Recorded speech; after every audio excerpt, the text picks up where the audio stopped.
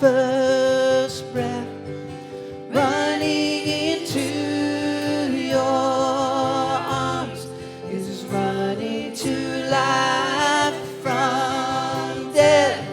And I feel this rush deep in my chest. Your mercy is calling out. Just as I am, you pull me in. And I know I need you now. Run to the Father, fall into grace. Done with the hiding, no reason to wait. Our needs are searching, my soul needs a friend. So I run to the Father again and again. I run to the Father, fall into grace. Done with the hiding, no reason to wait. My heart found the searching, my soul found a friend. So I run to the Father again and again and again and again. Oh, oh, again and again and again and again. Oh, again and again and again and again.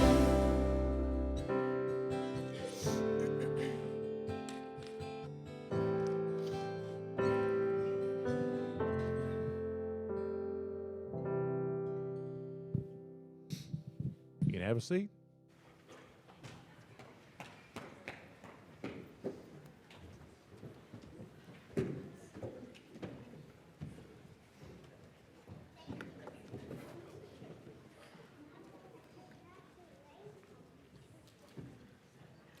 So if you will open your Bibles or look in your copy of Scripture to Proverbs chapter 12, I want to look at the reality check that we see in Proverbs chapter 12 this morning. A reality check is an occasion on which one is reminded of the state of things in the real world. Something that makes one recognize the truth about a situation, especially about the difficulties involved in something that they want to achieve. Now, I don't have my slide on the back screen. I don't know if that's possible or if I have to wait till after the video, which is okay if I need to do that. But a reality check. Like if I was invited to be on a panel, I'm not talking about a doctoral dissertation, but to be on a panel that discussed theology or end times eschatology, I'd probably be okay. On the other hand, if I entered into an arm wrestling competition, it is highly possible I could be disarmed. I may have a reality check. The other week, my grandson, who is 10, he's turning 11 in a couple of months, and he wanted to arm wrestle me. Okay, so we arm wrestled, not a big deal. But in 10 years, when he's 20 and I'm 70, there'll probably be a reality check, right? Probably like, I don't know if that's going to work out so well. So I see a lot of reality checks in Proverbs chapter 12, and I've been using this analogy of a box of chocolates, and I no longer have the box of chocolates. You guys ate it last week. You left the orange cream. What's up with that? All God's people love orange cream. Come on. But anyway, so we're done with the box of chocolates up here, and I won't constantly do this analogy. However, Consumer Reports, you might know, did taste tests on boxes of chocolates last week, and I get their email. So I did find it interesting, like the Whitman sampler that we used to be the example for the box of chocolates, so many different things in one chapter in the book of Proverbs. They said that was like really good to bring to an office party, or I would say a sermon series. It was good for a sermon series. And it's kind of like Snickers and Twix and that level, just kind of good, and people like it. Nothing fancy, but not bad. But other chocolates, and aren't they beautiful just to look at those boxes of chocolate? Almost too pretty to eat. And here's some of them that they looked at.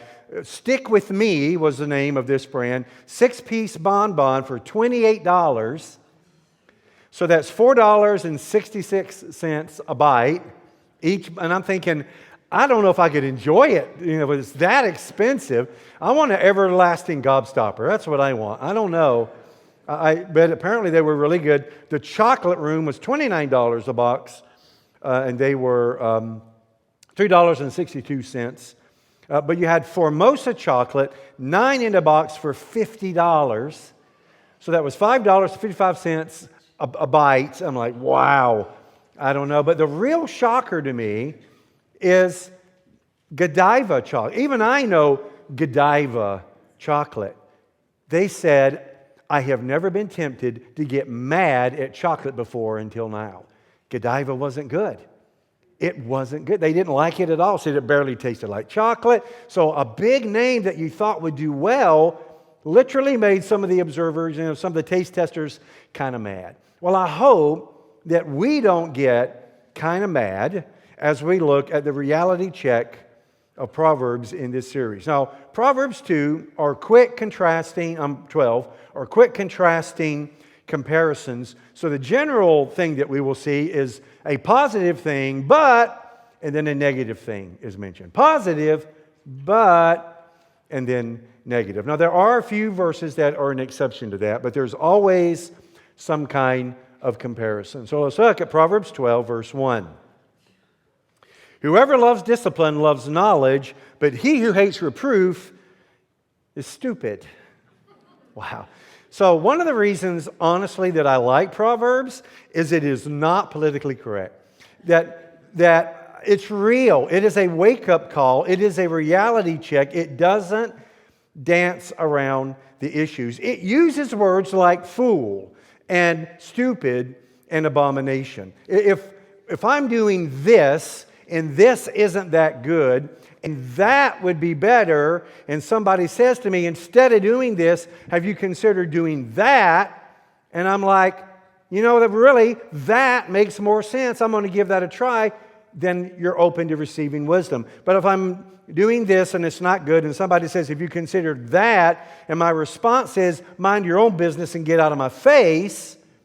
According to Proverbs chapter 12, I'm being stupid, because nobody can tell me anything. And the word means brutish or like a dumb animal. That's the idea. It means like an animal, just kick back, not really comprehending, not thinking. One writer wisely said, an important distinction between man and beast is that people should be able to accept sensible correction. People should be able to be reasoned with. Animals, not necessarily, but people should. I was just considering this concept of offering and receiving advice. And I did a little research on it, more in the counselor arena and so forth. But I did appreciate some of the things. For instance, if you're the one giving advice, before you offer advice, ask yourself this. Did they ask me for my advice? Did they say, I don't know what to do, or what would you do? Did they ask? Because if they didn't ask, probably isn't going to be real well received. Here's another thing. Okay, well, what if they didn't ask? Well, there's another way you can handle that. Ask them. Really, do you mind if I share with you what I have done in that situation? I have a thought. Do you mind if I share it with you? Then their heart can be more open to receive counsel. So have they asked you, or did you ask permission to give them advice? And are you actually knowledgeable about what you're going to say? Do you know something about this? Or maybe you're just kind of talking. But if you know something and you've asked, or they asked, and then finally, what is your attitude? Do you have a humble attitude in giving the advice? Galatians 5 talks about that. In a spirit of meekness, restore a person who is disjointed from the faith and from the church. In a spirit of meekness. Am I humbly offering advice, or am I talking down to people? So that's one side of it. But then there's the other side. Well, what about someone giving me advice? What should I do there? Well, number one, if my instinct is to kick back and reject advice from people, I'm being kind of stupid. I'm being mule-like. Nobody can tell me anything. My immediate is, hey, I know I got this. That's probably not wisdom then. So don't have that instinct that you're ready just to kick back. Immediately ask yourself, am I humble enough to be teachable? Am I humble enough to be open to reason from others that may know some things that I don't know about various things in life? And the person giving me advice, what is their reputation? Do I realize, you know what, I should probably listen to them about this. They've been around and they're in this realm and maybe I should listen. The key to giving and receiving advice is knowledge and humility. And both sides need both. Knowledge and humility.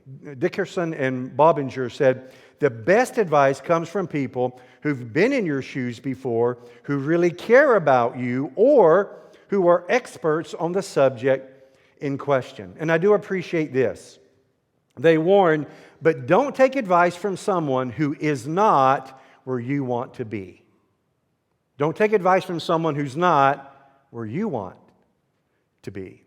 Thomas G. Plant, a PhD, was offering advice about advice. This is what he wrote. Think about it. Has there ever been a conversation between a Democrat and a Republican, a meat eater and a vegetarian, a Fox News viewer and an MSNBC viewer, a Yankees fan and a Red Sox fan, with one saying at the end, you know what, you're right, I'll change right away? See, we chuckle because we know it's true. And yet how often do we unintentionally become condescending in our superior wisdom? And then he goes on, if we really want to encourage behavior change in others or even belief change in others, we actually need to move away from advice giving, especially when it was unsolicited, and toward modeling. We need to be an example for others rather than telling them what to do. Something to think about. Are you an example of the truth and the principle that you're wanting to share? Now, sometimes you're the boss and you need to speak to employees. That fits. You're a parent and there is God-given authority over the child, the minor in your life. That's different, but there can still be humility there where the correction can be received better. Another thing to think about is this. How much does their advice weigh? See, advice and opinions have different weight. How much does their advice weigh? I'm not going to ask my florist how to fix my car or my mechanic what to do with geraniums. I'm not going to do that. But the mechanic knows how to deal with the transmission, and the florist can help with my rose bushes, and the medical person can help me interpret my blood work. So how much does their advice weigh? Do they know of which they speak? But if you're the person that nobody can ever tell you anything, we're warned in verse 1, don't be that person. If the technology works, because great effort has been given to this, just a couple of minute video, but it does illustrate the point pretty well. So let's see if I can let you see this. It's just, there's all this pressure, And sometimes it feels like it's right up on me and I can just feel it, like literally feel it in my head, and it's relentless. And I don't know if it's going to stop. I mean, that's the thing that scares me the most, is that I don't know if it's ever going to stop. Yeah. Well, you do have a nail in your head. It is not about the nail. Are you sure? Because, I'll bet if we got that out of there... Stop trying to fix it. No, I'm not trying to fix it. I'm just pointing out that maybe the nail is causing... You always do this. You always try to fix things when what I really need is for you to just listen. Yeah, see, I don't think that is what you need. I think what you need is to get the nail See, you're out. not even listening now. Okay, fine. I will listen. Fine. It's just... Sometimes it's like there's this achy... I don't know what it is. And I'm not sleeping very well at all. And all my sweaters are snagged. All of them. Yeah, that sounds really hard. is. Thank you. Ow! Come on. If you would just Don't. Try to see things my way. Don't be that person. All right? Got it? Verse 1? Okay. Verse 2. A good man obtains favor from the Lord, but a man of evil devices he condemns. No one is established by wickedness, but the root of the righteous will never be moved. When the imposing castle and iron gates of wickedness seem to be unbeatable, we need to know something, church. It's not unbeatable because God is still God. In Job 42, verse 2, we read, I know that you can do all things, that no purpose of yours can be thwarted. No matter how strong evil seems to be, God is God.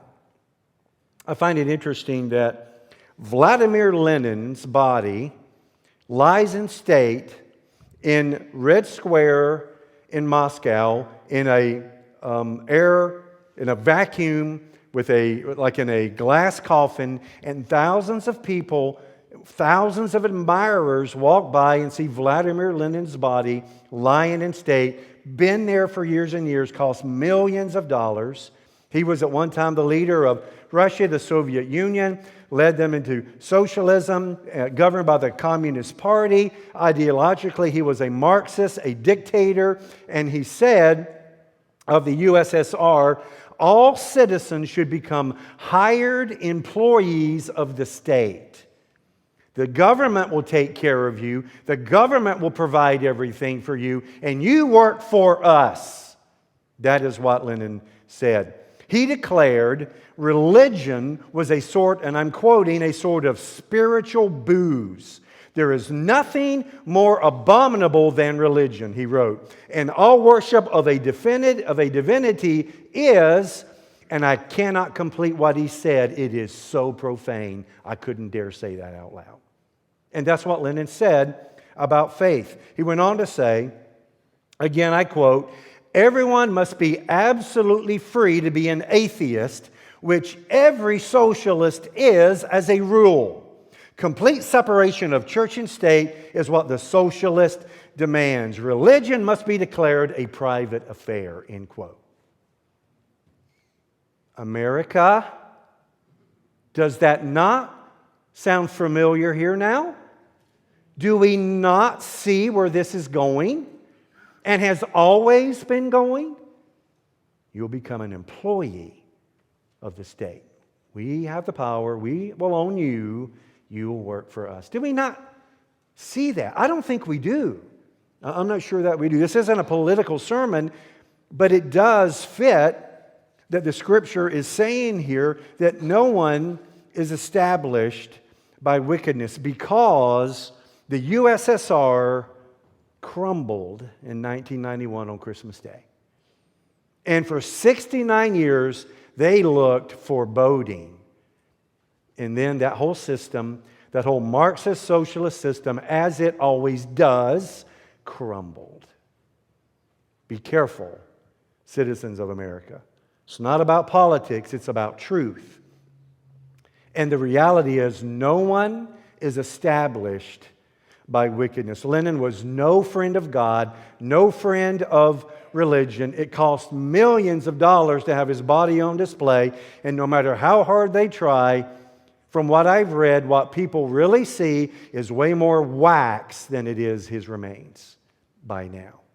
They just meticulously replace so that he's lying in state, but it's not mostly even his body anymore because no one is established by wickedness. I know North Korea and Kim Jong-un are scary. I know Putin and what he's doing and the rebels in Africa slaughtering innocent villagers look undefeatable, but no one is established by wickedness. Think of this. The most wicked world leader will be the Antichrist, and he can't keep it together more than 7 years. Wickedness doesn't bring stability. Righteousness brings stability. Amen? In church, We need to live that out, and we need to recognize the importance of that. That takes farsightedness, but farsightedness is good vision. Verse 4, an excellent wife is the crown of her husband, but she who brings shame is like rottenness to his bones. Now, Solomon should know a little bit about this, and we're going to get into this on some other Sunday. The man had 700 wives, so there is that, and 300 concubines. So he's a busy guy. And that became his great downfall. So wise, so God-fearing, he finished very poorly. Now, this is stated from the masculine perspective. The same thing, though, would be true a lady married to her husband, that there is something special about that. An excellent wife, the word in Hebrew means capable, efficient, virtuous, noble. In other contexts, it means strong. It's the kind of spouse that becomes the best part of you, the better half of you. Anyone can see the honor and the enjoyment that you bring to one another, bone of your bone, flesh of your flesh. But when that is denied and betrayed, it's rottenness to the bones. No one can love you like a spouse, and no one can hurt you like a spouse. And when it's the hurt mode, just because they do it doesn't reflect the heart and the mind of God toward you. And it's probably pretty hard to feel that sometimes. Every married person should be constantly careful because that relationship can cut deep. And every married person should be encouraging often because that relationship can deeply add value to one another. I posted on social media this week, and just to say real quick, since I'm up here and it is a subject matter, yesterday Sherry and I celebrated 34 years of marriage, the two of us. Two things that are amazing about that. One is she hadn't killed me yet. And number two is we look exactly the same as we did the day we were married. What? You don't see the similarity? Verses 5 and 6, the thoughts of the righteous are just, the counsels of the wicked are deceitful. God's people are oriented towards what is right. The words of the wicked lie in wait for blood, but the mouth of the upright, through skillful defense, delivers them. The wicked are overthrown and are no more. The idea is like Sodom and Gomorrah, they are completely destroyed. But the house of the righteous will stand. A man is commended according to his good sense, but one of twisted mind is despised. Then verse 9, better to be lowly and have a servant than to play the great man and lack bread. Isn't it interesting that in our society there can be such fakery going around? It is better to have that reality check. It is better to be real than fake. To live in a reality check than self-deception. To live authentically rather than just try to impress people. It is better to be yourself than to ever try to be someone that you're not. To be the real you and to not have a social media you that isn't reflective of the real you. Don't worry so much about public perception and give more attention to personal integrity. If how other people look at you and their opinion of you is number one, you are already off track. None of us, think of the movie The Wizard of Oz, none of us are the great and mighty Oz. We're all the little guy behind the curtain doing the gears and just trying to keep it together. We all have our wounds. We all have our weaknesses. You don't have to put on airs for anyone. The one who knows you best is God, and He loves you as you are. So you don't have to have this public image and this idea and a certain perception, and you exhaust yourself trying to keep that up. That is no way to live. And the idea here, this reality check, when it says, better to be lowly and have a servant, the Hebrew could be translated, better to be lowly and serve yourself than to play the great man and lack bread. So whether you do it yourself or whether you got one employee, that's okay. The whole idea is just have this nice business.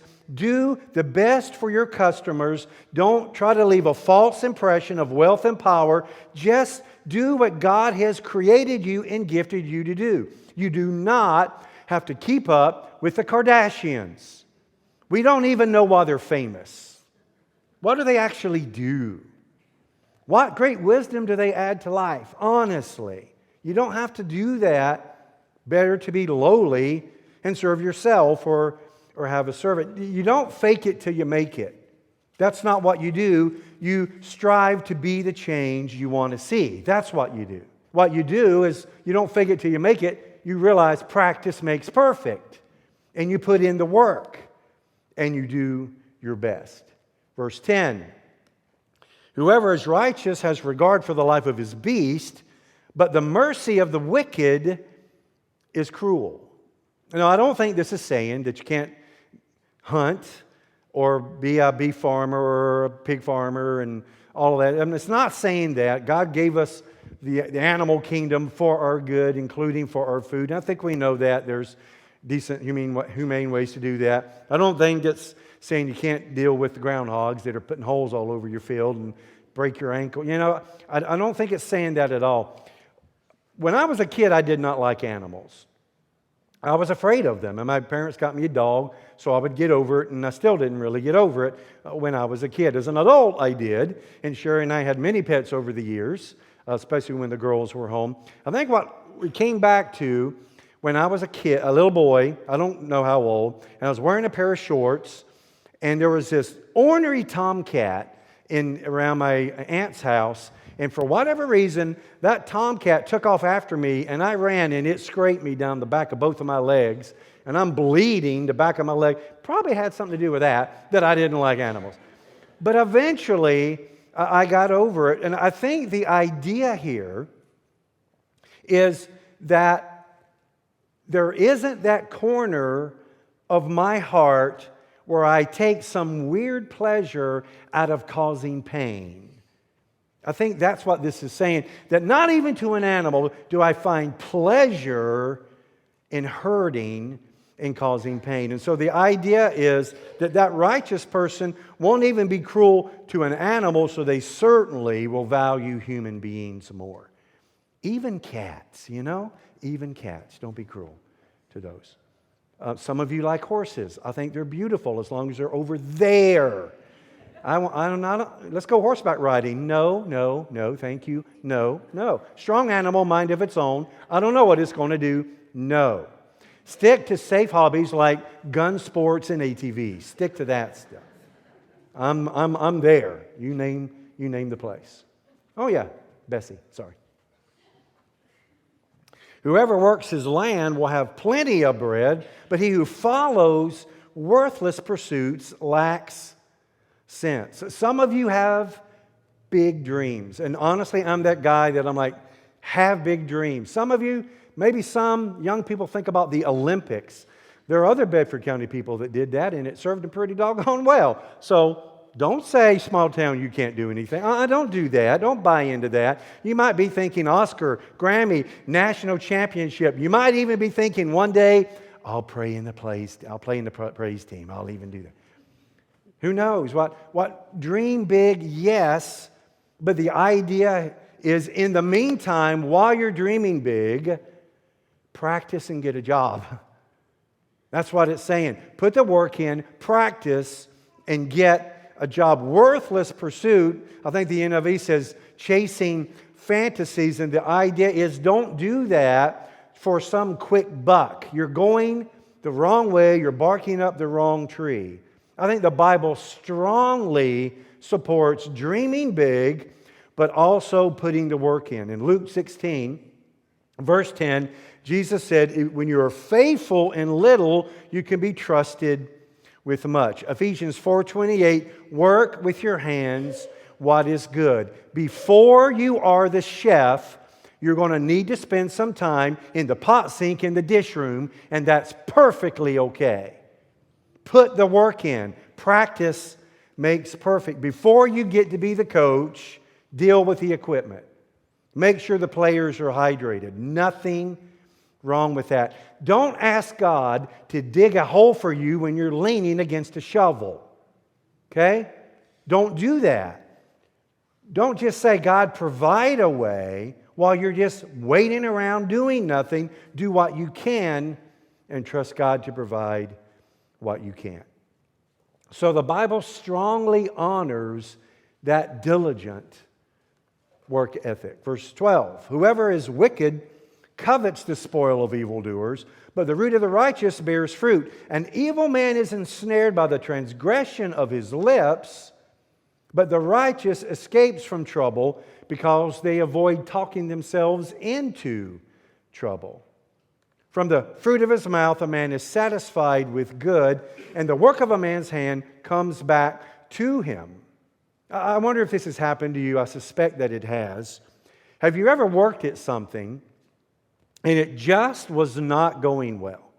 I mean, it was just like the harder you tried, the more things went wrong, and you just go at it, and you're just so frustrated, and eventually you just have to give up and go home. And you're just like, man, I just don't know. This isn't going right. Nothing went my way. I am just shot, and you give up. But then it's on your mind, and it's bothering you, and with dread, you know you're going to have to go back to that situation, probably the next day or sometime soon. And when you do, instead of things continuing to go bad, they come right together. And you're like, why was this so hard the other day? What happened that the things are so much easier now? And I don't think it was dumb luck. What happened is the work of a person's hand comes back to them. When you thought you were wasting your time, you weren't actually wasting your time. And just because it was frustrating and tough doesn't mean that it wasn't fruitful and effective. And the very act of putting the work in pays off in the end. So even though it felt all wrong, when you came back to it, it came into place because you had put all that effort in before, and now it paid off. When you felt like it wasn't, but there is basically value to all honest work. So put in the work. Practice makes perfect. Be the change that you want to see. The way of a fool is right in his own eyes, but a wise man listens to advice. They are willing to listen to others, especially when their opinion carries weight, when they have experience. And this next verse, my wife will never understand. The vexation of a fool is known at once, but the prudent ignores an insult. Sherry will never understand that because she has absolutely no temper. No temper. I do not know how a human being has no temper. I've got enough for both of us. I have no idea. And like you're watching a ball game or something, and there was, say in football, there was taunting, and the players get up and they're punching each other, and I'm like, whoa. She's like, well, that's dumb. Well, that's silly right there. That's silly. Why would you do that? Why? They're wearing helmets and throwing punches. That doesn't make any sense. Why would they do that? That's just dumb. And that's what she does. To clear the benches at baseball, what are they doing? Well, what happened? No, I don't. What are they doing? She doesn't get that at all. This is not her temptation. Me, on the other hand, yeah, every now and then that might be my temptation. Losing our mind in a millisecond is not wisdom. I'm preaching to me. Letting everybody in the room immediately know when you're not happy, that is not insight. Thinking, I've been insulted, my very manhood is at stake, and so I must now insult them just as quickly as they insulted me, is actually foolishness, not wisdom. The wise person is like, just let it go. Just let it go. They said it, didn't make it one bit true. Moving on to intelligent people because that was dumb. Truly. Easier said than done, yes. But Proverbs reminds us, and here's a couple of ideas here. Once again, it goes back to the animal idea. Don't immediately kick back. Animals do that. You're not an animal. You're better than that. Don't let them know they got to you that deeply. Don't even let them know. Don't give them the satisfaction of knowing. Defer, be wise, be shrewd, and move on. That's what verse 16 is saying. Easier said than done. My wife's like, no, it's not. That's easy to do. For her it is, apparently, but not for a lot of us. Verse 17, whoever speaks truth gives honest evidence, but a false witness utters deceit. There is one whose rash words are like sword thrusts, but the tongue of the wise brings healing, kind of what we've looked at before. Truthful lips endure forever, but a lying tongue is but for a moment. I hadn't exactly thought of it this way. But have you ever thought of the fact that every sort of dishonesty, every sort of wickedness, every sort of deception, every sort of lie has an expiration date? It may last quite a while, it may have a shelf life, but there is no lie that is eternal. But you know what is eternal? Everything that's truth. All truth is eternal. But lie has an expiration date because it is not based on reality, it's based on lie. I find that kind of comforting. So if you've ever been on the back end of lies, remind yourself of this. God, you know the truth. The truth ultimately will come out, and the truth doesn't have an expiration date. But every lie does. All wickedness does. Again, not even the Antichrist can lie for 7 years and succeed at it. Eventually, he's called out as well. And I love the way the Hebrew puts this. A lying tongue is but for a moment. It literally says, a lying tongue is until I wink again. Until I wink. It has an expiration date. Deceit is in the heart of those who devise evil, but those who plan peace, or those who are counselors of peace, have joy. No ill befalls the righteous, that is, of their own making. No ill befalls the righteous, but the wicked are filled with trouble. Lying lips are an abomination to the Lord.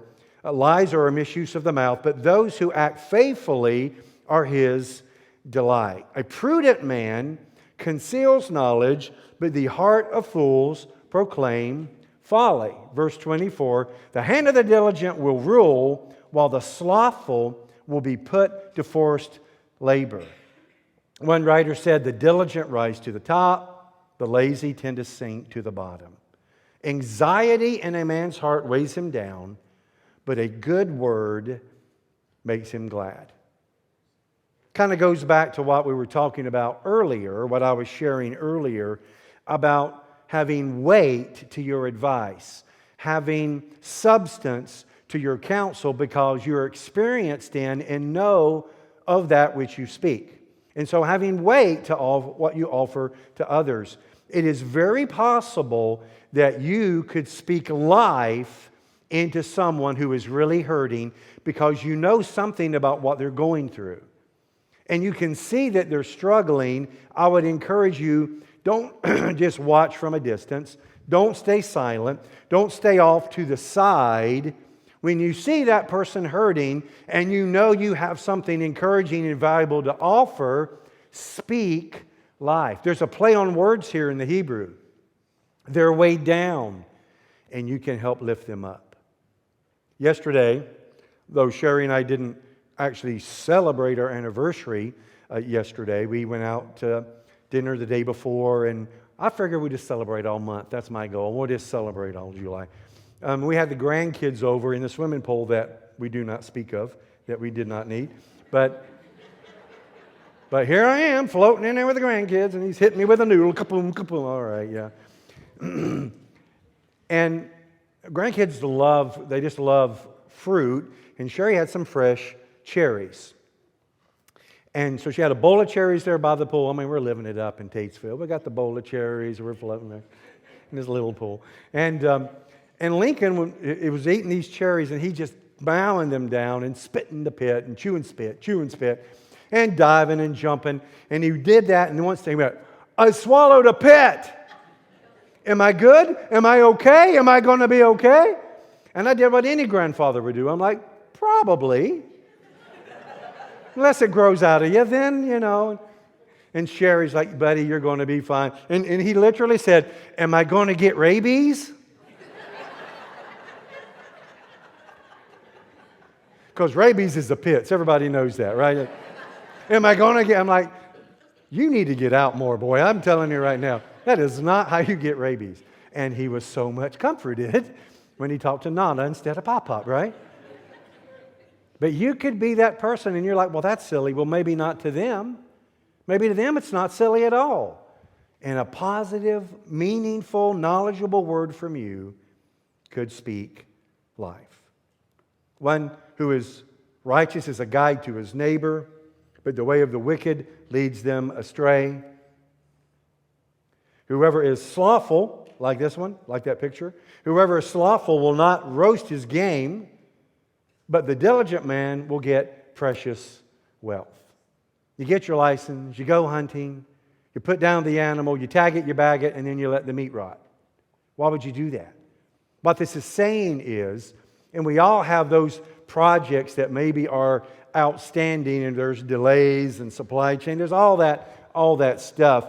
But in the end, don't be the person who starts things that you never finish. And hey, that's my receptacle, by the way, so obviously I'm preaching to myself. And it's been that way for like a year.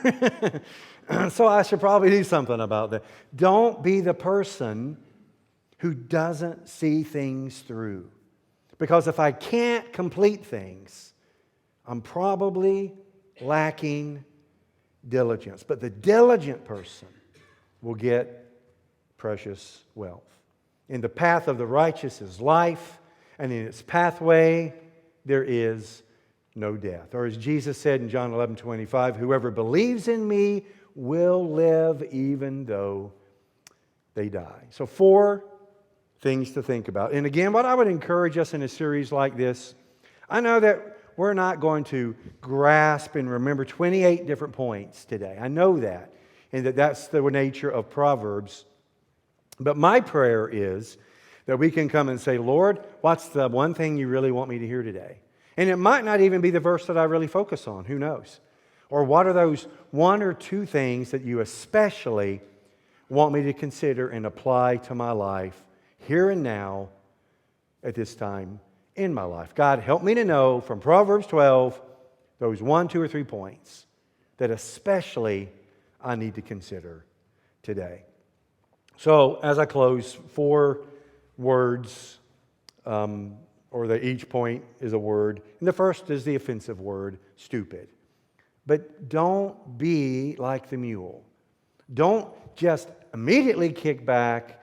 Yes, you need to weigh opinions because they don't all weigh the same, but humble yourself and be the person who is willing to listen to good advice when God brings that into your life. The second word is wicked. No matter how strong and foreboding wickedness seems, we must always remember it has an expiration date. And truth does not. Third word, work. Put in the effort. Do your best. Practice. Don't just dream, but put feet to your dreams. And that's how God makes dreams come true. And fourth, speak.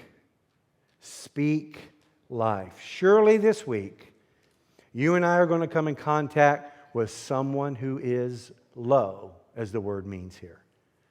Raise them up. Encourage them. Speak life. Aren't you grateful that we have a God in heaven who understands all these things? He knows when we're resistant. He knows when we're defensive. Or He knows when we're talking down to people. Maybe we're just trying to help, but we're really talking down. And we need to work on that so that we can give and receive advice so that what comes through isn't control or manipulation, but love.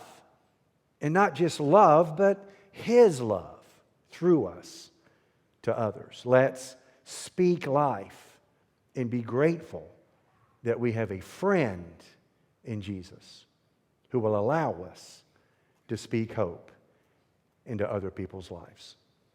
Lord, as we have looked at Proverbs 12 this morning, I just ask that your Spirit would take these 28 verses that go by fast with a few main points that we pause at, and I pray that you will apply this to our lives in the way that you know each of us need it today.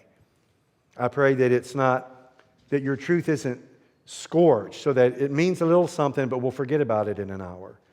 I pray that it's not choked out so that before the week is over, once again, it has no impact. I pray that the birds are not allowed to snatch it away before we leave the room. No, take your word and apply it to our lives. And I thank you for the promise that your word will not go out empty, but will accomplish what you've sent it out to do. Give us open hearts of good soil so that your word may dwell in us richly and that we may be able to bear much fruit.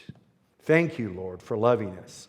And thank you for the incredible friend that you are to us. Help us to be a friend to others in your name. Help us to lift up those who are down and to speak life. In Jesus' name I pray. All God's people said. Let's stand together.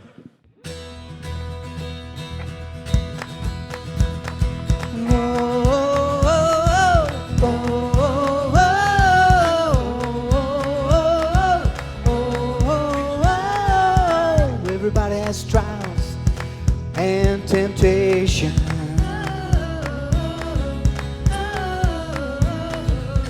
Everybody knows heartache, isolation. But we can lay our burdens down. Lay our burdens down.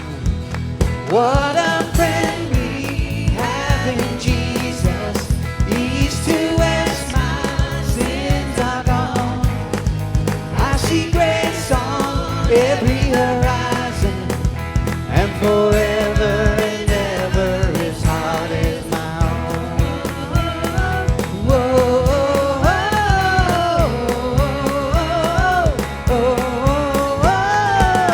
everybody has fears, everybody has worry.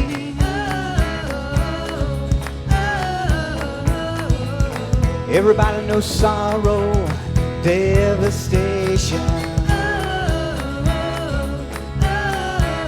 But we can lay our burdens down and lay our burdens down. What a friend we have in Jesus. East to west, my sins are gone. I see grace on every horizon, and forever and ever His heart is my home. No more betrayal, for He is faithful. He fills me up and my cup runneth over. No more betrayal, for He is faithful. How He